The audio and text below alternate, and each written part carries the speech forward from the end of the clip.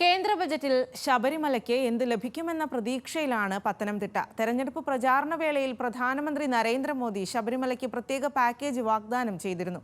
തീർത്ഥാടന ടൂറിസത്തിന് പ്രാധാന്യം നൽകുന്ന നിലപാടുണ്ടാക്കുമോ എന്നാണ് അധികൃതർ ഉറ്റുനോക്കുന്നത്.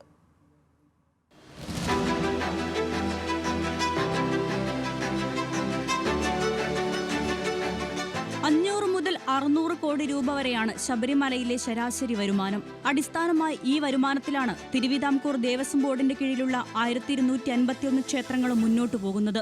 ശബരിമലയുടെ 150 മീറ്റർ ചുറ്റളവിലുള്ള കെട്ടിടങ്ങൾ ഒഴിവാക്കി ഭക്തർക്ക് കൃത്യമായി ദർശനം നടത്താനുള്ള സംവിധാനം വേണം. ഈ സാഹചര്യത്തിൽ 2005 തയ്യാറാക്കിയ ശബരിമല മാസ്റ്റർ പ്ലാൻ നടപ്പിലാക്കാനുള്ള അടിയന്തര സാമ്പത്തിക സഹായം വേണമെന്നതാണ് പ്രധാന ആവശ്യം.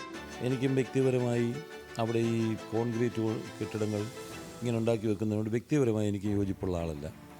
മാസ്റ്റർ പ്ലാൻ്റെ അടിസ്ഥാനത്തിൽ അവിടെ 150 മീറ്റർ ചുറ്റളവിൽ ഉള്ള കെട്ടിടങ്ങളൊക്കെ ഒഴിവാക്കി ഭക്തജനങ്ങൾക്ക് കൃത്യമായി ദർശനം നടത്താൻ കഴിയത്തക്ക രൂപത്തിലുള്ള സംവിധാനം ഉണ്ടാവണമെന്നുള്ളതാണ് കേന്ദ്ര ആവിഷ്കൃത പദ്ധതിയുടെയും അവരുടെയും കാഴ്ചപ്പാടതാണ്.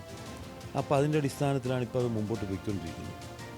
അപ്പോൾ ശബരിമല മാസ്റ്റർ പ്ലാനിന് വേണ്ടിയിട്ട് നിലയ്ക്കൽ, പമ്പ, ശബരിമല, എരുമേലി ഈ ക്ഷേത്രങ്ങളെ കേന്ദ്രീകരിച്ച് കേന്ദ്ര ബഡ്ജറ്റിൽ നല്ല സഹായം ഉണ്ടായെങ്കിൽ മാത്രമേ നമുക്ക് ഈ പറഞ്ഞ കാര്യങ്ങൾ നടപ്പിലാക്കാൻ വേണ്ടി കഴിയുള്ളൂ. നിലയ്ക്കൽ, പമ്പ, ശബരിമല, എരുമേലി, പന്തളം എന്നീ ക്ഷേത്രങ്ങളെ ബന്ധിപ്പിച്ചുകൊണ്ടുള്ള വികസന പ്രവർത്തനങ്ങൾ, പമ്പ ഹിൽ ടോപ്പ് മുതൽ ഗണപതി അമ്പലം വരെ പാല നിർമ്മാണം, ചരക്ക് നീക്കത്തിനും അടിയന്തര സാഹചര്യങ്ങൾ നേരിടാനുള്ള റോഡ്വേ പദ്ധതിക്കുള്ള സാമ്പത്തിക സഹായം എന്നിവ അത്യാവശ്യമാണ്.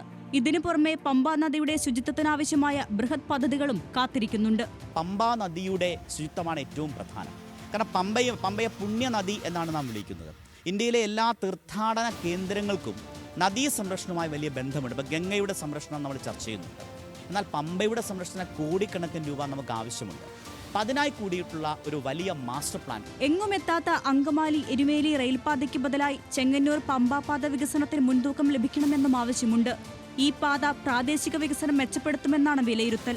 എന്നാൽ ശബരി റെയിൽവേ ലാഭകരമല്ലെന്നുള്ള നിലപാട് പാടില്ലെന്നും പദ്ധതികൾ പേപ്പറിൽ ഒതുങ്ങാതെ നടപ്പിലാക്കണമെന്ന വിമർശനവും ഉയരുന്നുണ്ട്. ന്യൂസ് മലയാളം, പത്തനംതിട്ട.